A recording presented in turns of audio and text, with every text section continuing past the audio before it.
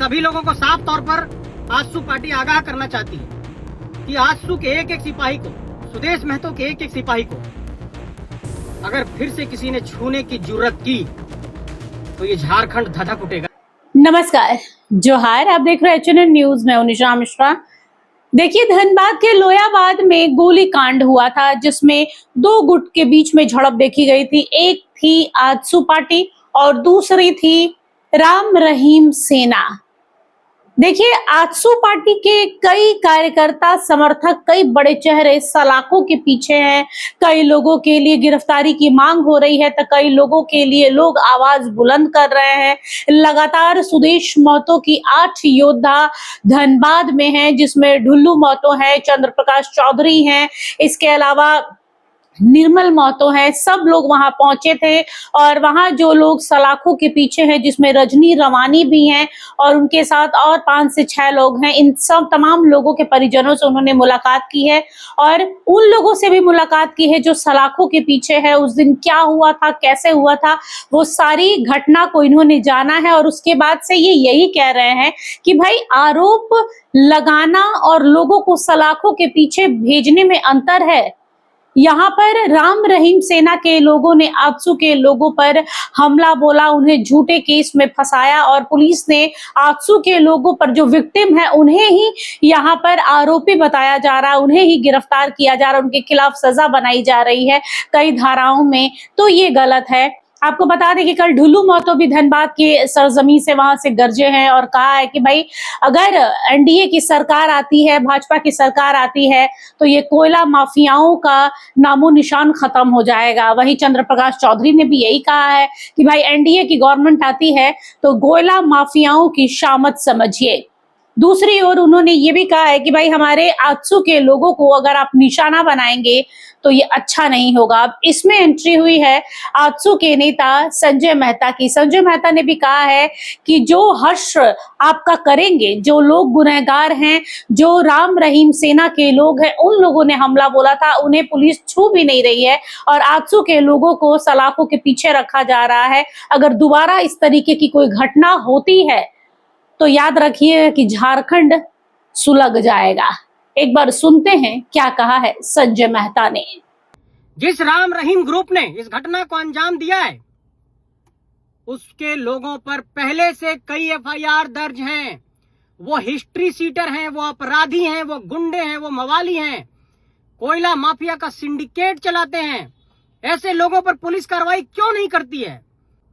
इन सभी लोगों को साफ तौर पर आजसू पार्टी आगाह करना चाहती है कि आजसू के एक एक सिपाही को, सुदेश महतो के एक एक सिपाही को अगर फिर से किसी ने छूने की जुर्रत की तो ये झारखंड धधक उठेगा। इस बात को हम लोग कहना चाहते हैं। बहुत बर्दाश्त हो गई, अब बर्दाश्त नहीं कर सकते हैं।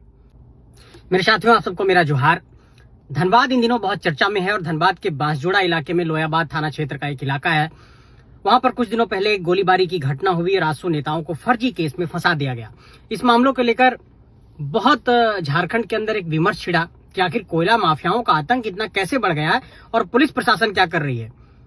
और इस पूरे मामले में जब आजसू के हमारे नेताओं को फंसा करके जेल भेज दिया गया, रजनी रवानी जी को जेल भेज दिया गया, हीरालाल महतो जी के सर को फाड़ दिया गया, 10 से अधिक उनको टांके लगे और उसके बाद प्रदीप महतो जी के साथ मारपीट की गई, बांसजोड़ा के लोगों के साथ मारपीट की गई, वहां के किशुन रवानी जी की हत्या कर दी गई, जो एक निर्दोष बुजुर्ग थे उस गांव के, जो वहां पर मौजूद थे और वो घटना में लोगों को बचाने की कोशिश कर रहे थे, उनको इन लोगों ने मार दिया।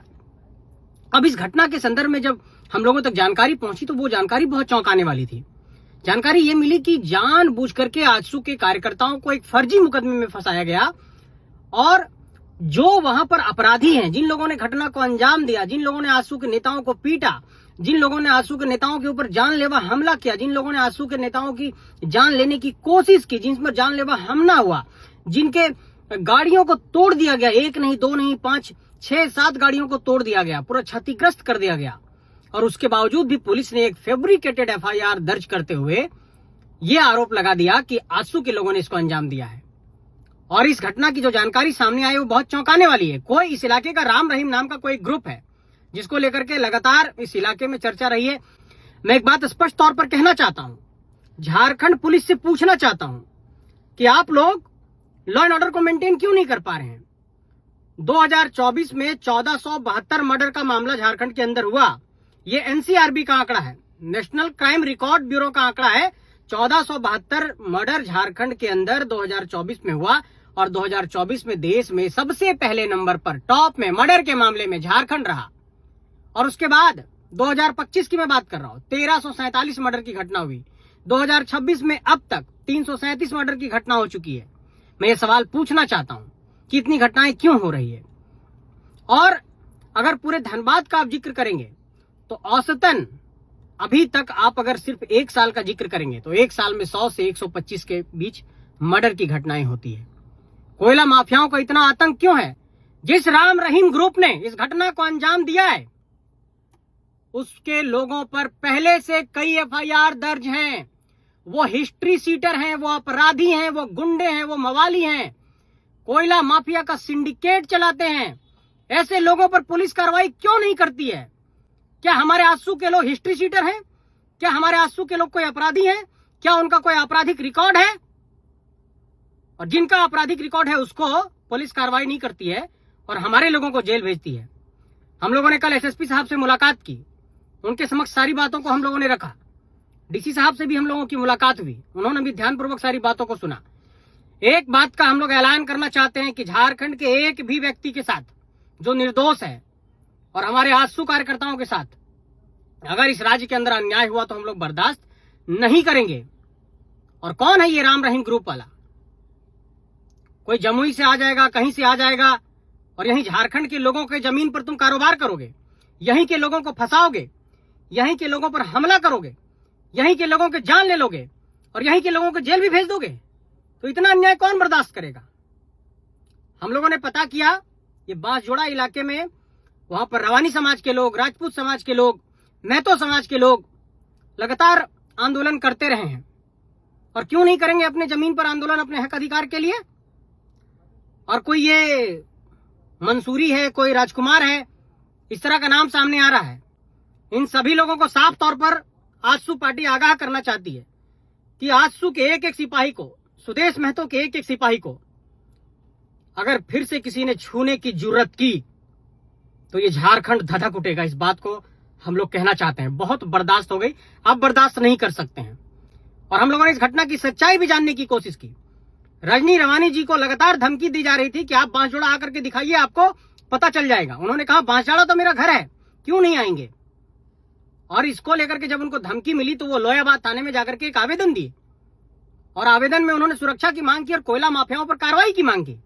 और इस आवेदन के बाद कोयला माफिया जो है भड़क गए और रजनी रवानी जी के घर के बगल में बाहर में बैठ करके लोग पानी पी रहे थे, गर्मी का दिन था।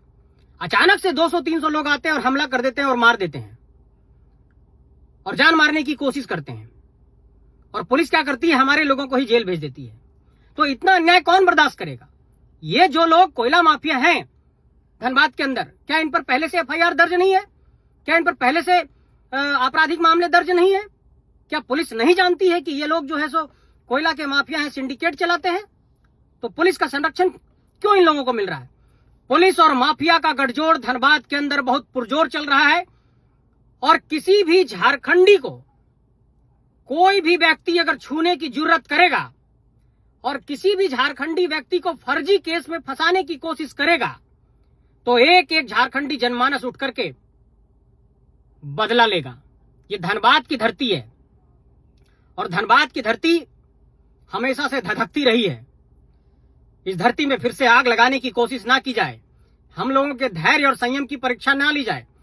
आज हम लोग लोकतांत्रिक तरीके से इस लड़ाई को लड़ रहे हैं। हम लोगों ने डीसी से मुलाकात की, एसपी से मुलाकात की, हम लोग न्यायालय का रास्ता अपनाए हैं, लेकिन हम लोगों ने अभी तक धैर्य और संयम रखा है। पुलिस की बर्बरता, माफिया का गठजोड़ और पुलिस के साथ उसके चोली दामन का रिश्ता बहुत बर्दाश्त हो चुका है। अब यह बर्दाश्त की सीमा को पार कर चुका है।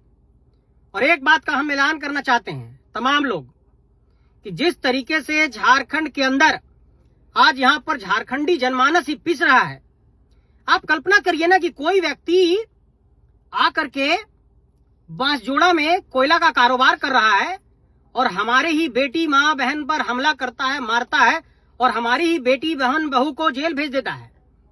हमारे ही भाई का सर फाड़ देता है, तो हम लोग इसको कैसे बर्दाश्त करेंगे। इसलिए आप सभी लोगों से कहना चाहता हूं, एक एक झारखंडी एकजुट हो जाइए। ये लड़ाई सिर्फ धनबाद की नहीं, ये लड़ाई पूरे झारखंड की है और इस तरह के माफियाओं का खात्मा इस झारखंड की धरती से करना पड़ेगा, तभी इस झारखंड की धरती को हम लोग सुरक्षित रख पाएंगे। फर्जी मुकदमा बर्दाश्त नहीं होगा। हम लोगों ने पुलिस से कहा है कि अभी कोई भी गिरफ्तारी नहीं होनी चाहिए। आजसू का एक एक कार्यकर्ता और उन ग्रामीणों पर जिन लोगों पर झूठे मुकदमे दर्ज हुए हैं, किसी की भी अभी गिरफ्तारी नहीं होनी चाहिए, क्योंकि ये निर्दोष लोगों को फंसाया गया है। इतने मर्डर की घटनाएं हो रही झारखंड में, कभी गन कल्चर इतना हावी नहीं था, गोली चलाना इतना आसान नहीं था। आज हर दिन गोली चलती है, हर दिन कहीं ना कहीं गोलीबारी की घटना होती है। पुलिस को लॉ एंड ऑर्डर को मेंटेन करना पड़ेगा और झारखंड के तमाम इलाकों में और धनबाद में भी शांति कायम करना पड़ेगा, यही कहना चाहते हैं। तो देखा आप लोगों ने, आजसू नेता संजय मेहता ने तो साफ कर दिया कि भाई दहल उठेगा झारखंड, क्योंकि आजसू सुप्रीमो अब अपने पार्टी के लोगों को लेकर बहुत सतर्क है, बहुत सजग है और यही कारण है कि इतने बड़े बड़े और दिग्गज नेताओं की टीम बनी है 8 लोगों की, और ये 8 लोग हैं, 8 लोग 80,000 पर भी भारी पड़ेंगे, क्योंकि ये 8 लोग वो दिग्गज लोग हैं जो अपने अपने क्षेत्र से आते हैं और आजसू को मजबूत बनाते हैं। हालांकि अभी तक रजनी रवानी और उनके साथ में जितने लोग गिरफ्तार हुए थे वो अभी भी सलाखों के पीछे हैं। कब तक रिहाई होगी, कब तक छूटेंगे, ये कहना मुश्किल है। लेकिन ये मामला खास तौर पर धनबाद में जो कोयला माफिया, क्योंकि इस घटना के बाद से फिर एक घटना हुई है जिसमें बीती रात की बात है, परसों रात की बात है, जब कोयला माफियाओं के वर्चस्व की लड़ाई में अंधाधुंध गोलियां चली हैं धनबाद में।